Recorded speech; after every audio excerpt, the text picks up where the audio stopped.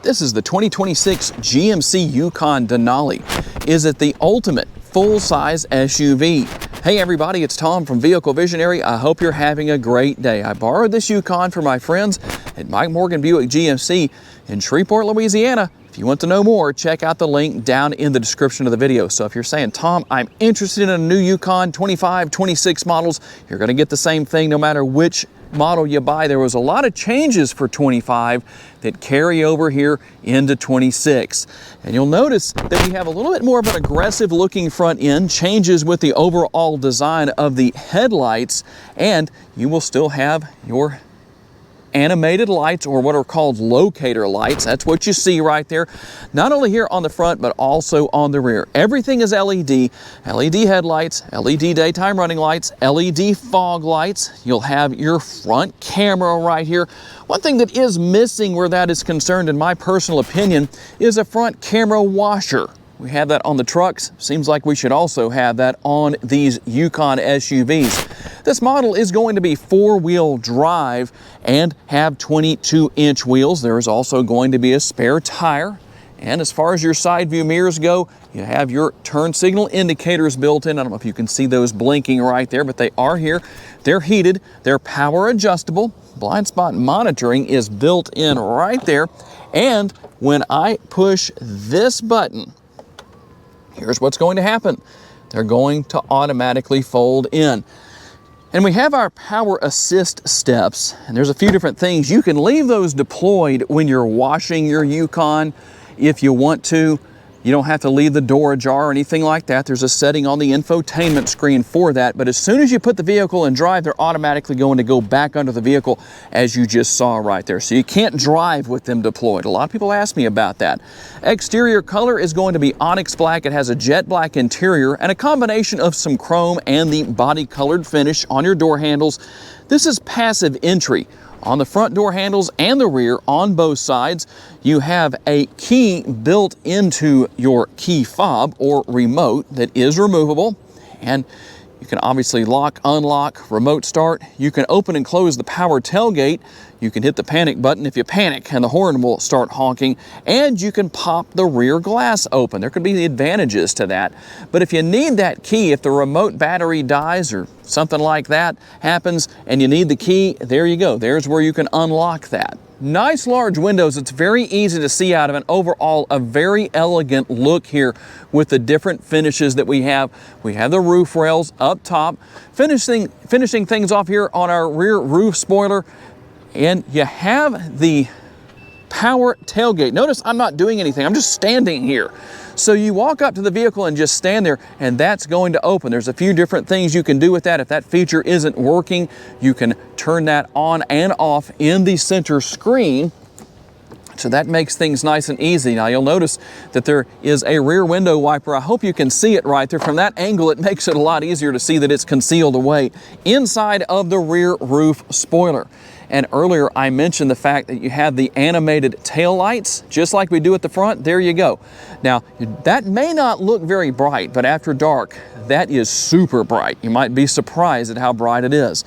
And we'll finish things off here with the quad tip exhaust. Under the hood is the 6.2 liter V8, putting out a plentiful 420 horsepower, 460 pounds-feet of torque. It is a naturally aspirated engine, and it's mated to a 10-speed automatic transmission.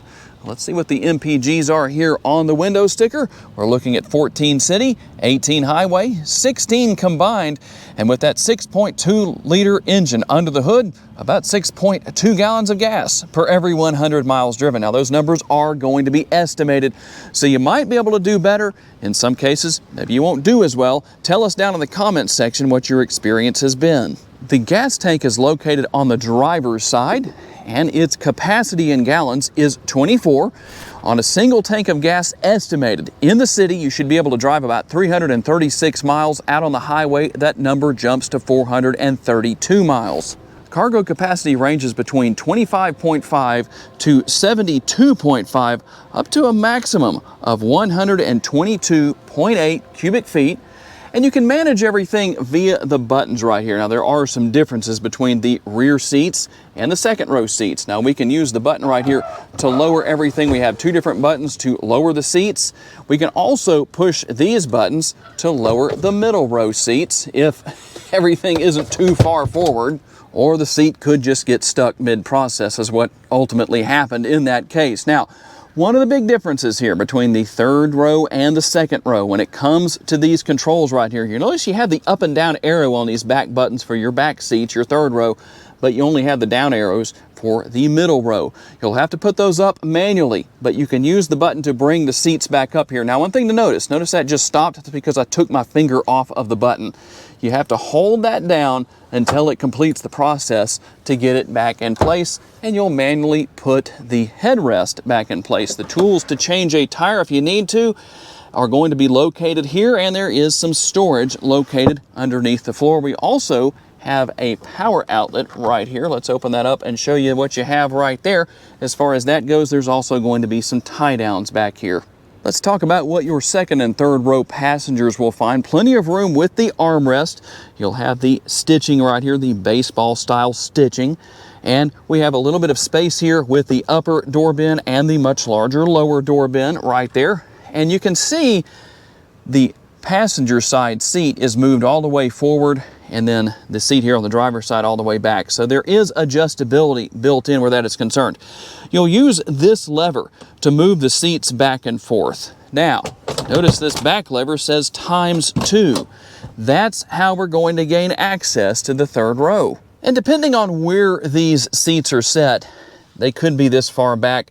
It does take a little bit away from leg space, but there's actually a lot of space back here for a 3-row SUV. Being that this is a full-size SUV, probably not a big surprise to most people. We'll have a cup holder and some storage right here, in addition to a USB power outlet. That's going to be the same on both sides. We have our light right there, and air conditioning vents built into the roofline, nice and close to your passengers. That's nice. Also a panoramic sunroof. The front portion will tilt and slide open, and there's a power shade that can be drawn forward when so desired.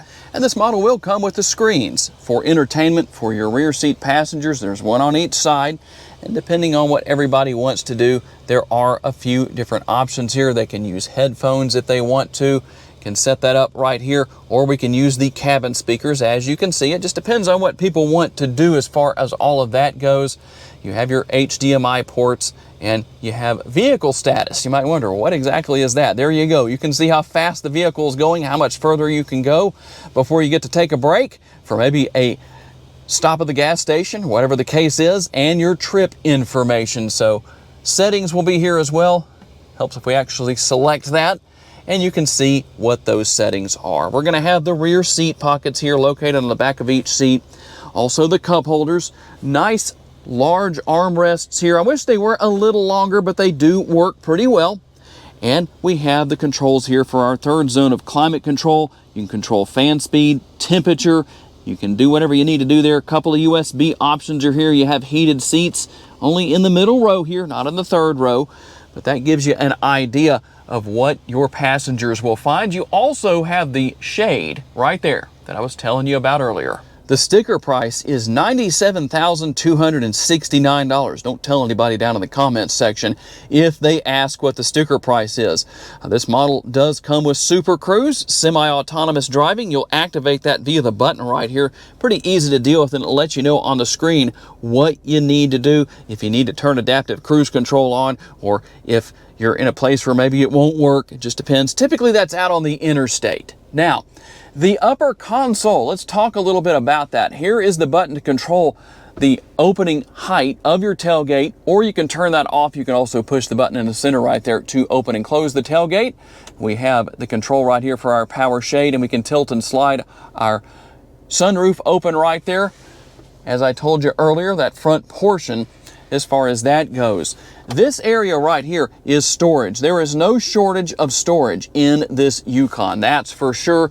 We have a digital rear view mirror. If you want to use that as a regular rear view mirror, conventional, you can do that, but we can also go in and change everything. We select what it is, brightness. If we want to adjust the brightness, we're gonna select right there. We can also adjust if we zoom in or zoom out, And then we can also adjust the height, as you can see right there. And that's all done via the button right here, and then the controls right here make the adjustments. The driver and passenger seats are power adjustable and have lumbar support. So you've got all those great features. We're going to have the glove box right here, and more storage with the upper and the lower door bins, and plenty of room with the armrest. As we work our way over to the driver's side door, at this price point, you shouldn't only have seat memory on the driver's side. It should be on the passenger side. That should just be a standard feature. At least in my opinion, lock and unlock is there. We control everything with our side view mirrors right here, as you can see.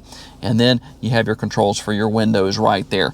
We have our drive mode selector right here. In fact, let's go through those driving modes, which are actually going to show up here on the center screen. So you're going to have normal, we'll have sport, off-road, and your tow haul mode if you need to do any towing.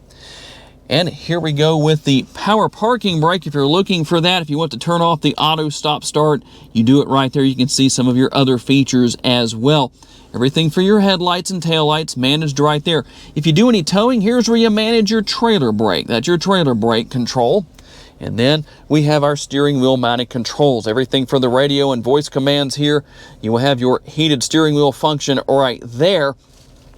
And everything for your adaptive cruise control, and obviously also your semi-autonomous Super Cruise. Now, this button right here, if you want to change what you see on the driver's display, that's what allows you to do that. In fact, you can bring up navigation if you want to. That way it's right in front of you instead of having to look over to the center screen. There you go with that. Can have the shifter paddles, and on the back of the steering wheel, let's see if I can show that to you. On the right-hand side, that's the volume control right here.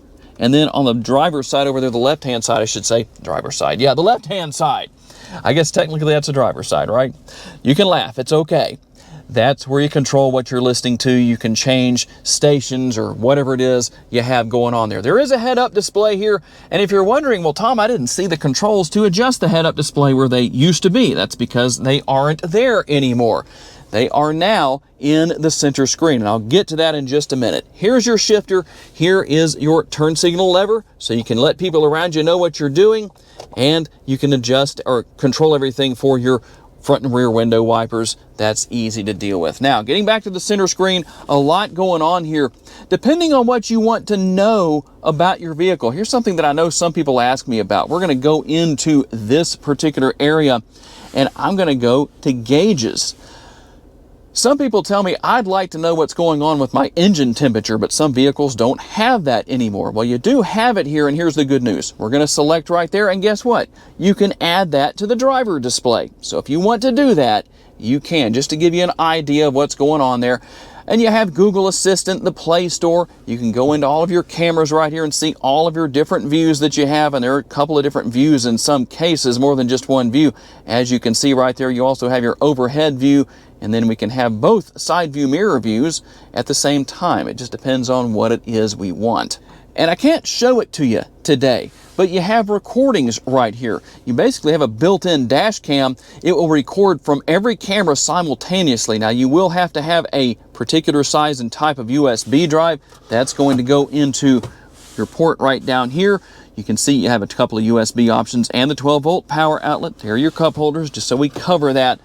But I have a full tutorial if you want to see that in action. Settings, you can see what all is here. Connections, vehicle, notifications. We're not going to cover all of that. Just to show you very quickly what is here.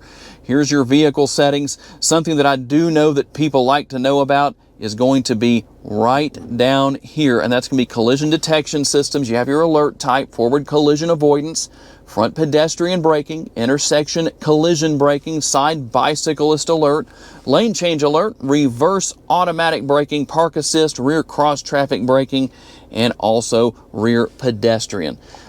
It looks like a lot, but it really isn't difficult to learn or use. Now, you'll notice you have climate right here. Let me make an important point about this. That doesn't mean that you have to control climate from the center screen. You actually have physical controls down here for fan speed, temperature, all of that. You can see what's going on there. You will use the screen to turn on and off your heated and ventilated seats. As you can see, you control your volume here. And there you go as far as all of that goes. Some very simple features. Now, I do want to show you something here. We're going to go into controls and safety. Child safety locks are here, your blind zone steering assist. You will also have your universal remotes here. So like I said, a lot has been moved to the screen. You don't have home link anymore up here or up here, depending on what vehicle you're coming out of. You will do all of that here from the screen. Do I think that's a good thing? Personally, no. I think we should still have physical controls. You might be able to add your remotes in the screen, but use your physical control that you set that to. Just my opinion. I don't know why GMC did that, but I guess they have data that tells them that was a good idea. We can also go to that same screen from the screen itself right there. As I showed you, two different ways to do that. You have the adjustments for your head-up display. There is everything you need for that. We can go back out of that screen and you'll find your power assist steps here.